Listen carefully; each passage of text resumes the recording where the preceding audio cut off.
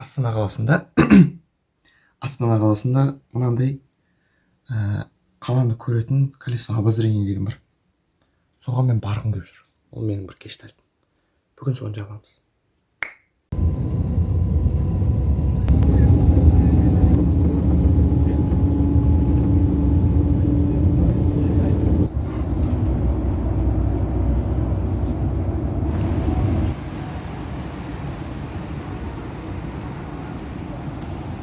Осы ғой менің айтқаным осы. Осындай билет алдым. 4800 комфорт бір айналым. Короче. Аслан.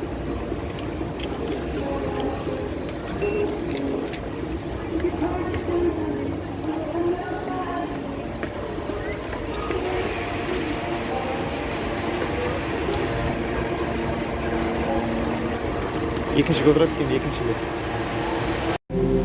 Ал міне біз отырдық. Комфорт. Мынандай ыңғайлы 4 орындық болады. Ал ана қарапайым стандартты мен білмедім. Жоқ, стандартта міне алдында тұр. Ұзын орындық болады. Мен ойымша комфортқа аямай төлей салғандарың жөн. Бір 400 теңгедей айырмашылық қана. Және де ән бар. Сәл де болсын суытатын кондиционер бар.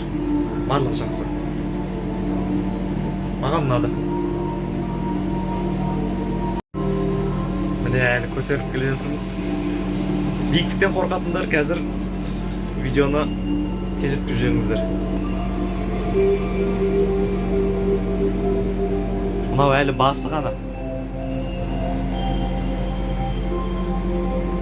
Іші таза. Өзімізде таза ұстауымыз керек.